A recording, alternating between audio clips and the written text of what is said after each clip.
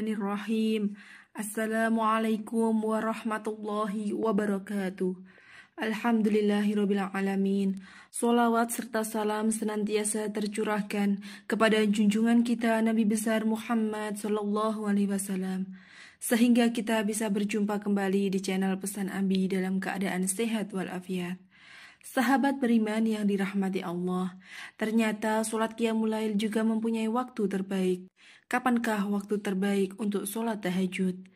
Doa dan harapan saya kepada saudara Pesan Abi, semoga selalu diberikan kesehatan, rezeki yang melimpah, serta dimudahkan dalam menghadapi segala permasalahan. Semoga doa ini dikabulkan oleh Allah Subhanahu wa Ta'ala. Amin ya Rabbal Alamin.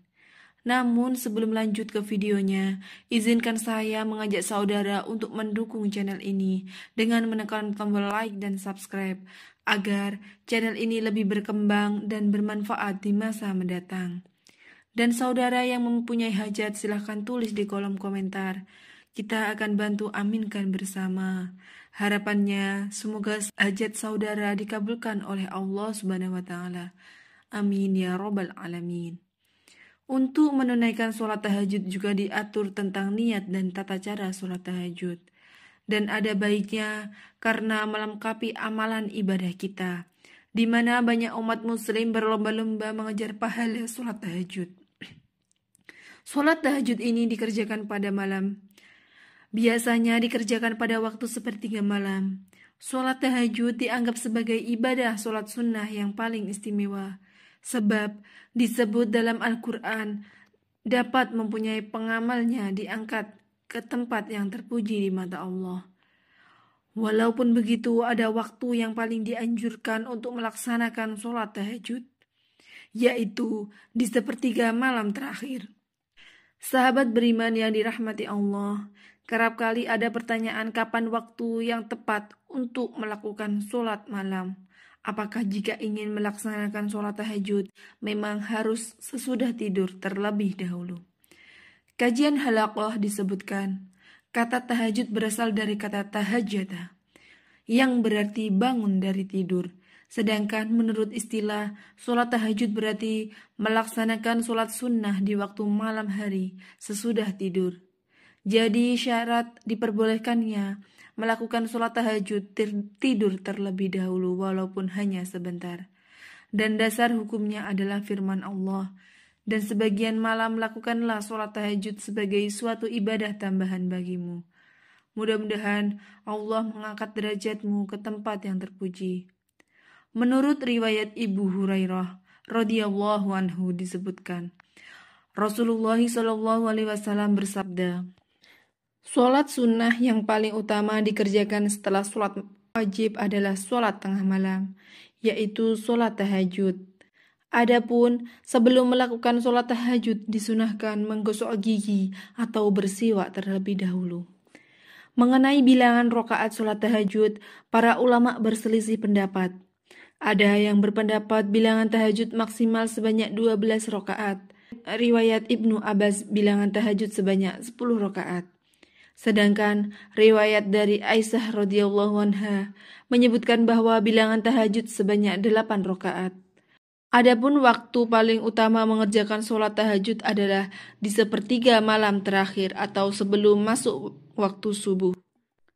Dianjurkan pula setelahnya untuk membaca istighfar dan berdoa, sebagaimana firman Allah Subhanahu wa Ta'ala, dan di akhir-akhir malam mereka memohon ampun kepada Allah.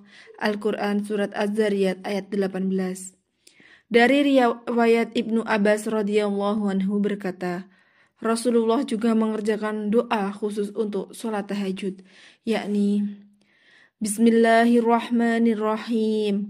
Allahumma Rabbana lakal hamdu anta qayyimus samawati wal ard wa man fihinna Walakal hamdu anta malikus samawati wal ard wa man fihinna. Walakal hamdu anta nurus samawati wal ard wa man fihinna. Walakal hamdu antal haqqu wa wa'dukal haqqu wa liqa'ukal haqqu wa qawluka haqqu wal jannatu haqqun wan naru haqqun wan nabiyyuna haqqun wa Muhammadun sallallahu alaihi wasallam haqqun was sa'atu haqqun. Allahumma laka aslamtu wa bika amantu wa alaika tawakkaltu wa ilaika anabtu wa bika khosamtu wa ilaika hakamtu faghfir li ma qadamtu wa ma ahrartu wa ma asrartu wa ma a'lantu wa ma anta a'lamu bihi minni antal muqaddimu wa antal muakhiru la ilaha illa anta wa la hawla wa la quwwata illa billah. Yang artinya, ya Allah, hanya milik-Mu segala puji, Engkau cahaya langit dan bumi, serta siapa saja yang di sana. Hanya milik-Mu lah segala puji, Engkau yang mengatur langit dan bumi, serta siapa saja yang di sana. Hanya milik-Mu segala puji, Engkau pencipta langit dan bumi, serta siapa saja yang di sana. Engkau maha benar, janji-Mu benar, firman-Mu benar. Pertemuan denganmu benar, surga itu benar, neraka itu benar, dan kiamat itu benar. Ya Allah, hanya kepadamu aku pasrah diri, hanya kepadamu aku beriman, hanya kepadamu aku bertawakal, hanya kepadamu aku bertaubat, hanya dengan petunjukmu aku berdebat. Hanya kepadamu aku memohon keputusan. Karena itu, ampunilah aku atas dosaku yang telah lewat dan yang akan datang. Yang kulakukan secara sembunyi-sembunyi maupun yang kulakukan terang-terangan. Engkau yang paling awal dan Engkau yang paling akhir. Engkau Tuhanku, tiada Tuhan yang wajib disembah selain Engkau. Hadis riwayat Muslim, Ibnu Majah dan Ahmad. Kemudian tata cara sholat tahajud. Mengenai tata cara sholat tahajud tidak jauh beda dengan sholat sunnah pada umumnya.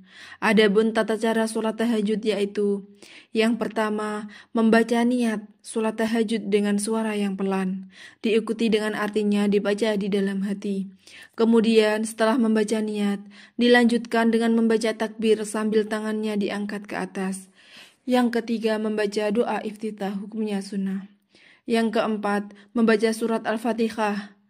Yang kelima, membaca surah pendek yang ada dalam Al-Quran yang telah dihafal seperti surat An-Nas, surat Al-Ikhlas, surat Al-Falaq, dan lain-lain.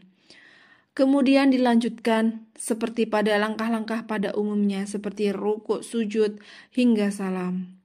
Setelah salam disunahkan membaca bacaan wirid tasbih, tahmid, takbir, sholawat, istighfar. Kemudian membaca doa sholat tahajud yang sudah disebutkan di atas. Saudara beriman yang dirahmati Allah, itulah waktu terbaik sholat tahajud beserta dengan doanya secara lengkap. Demikian yang bisa saya bagikan. Semoga bermanfaat untuk kita semua.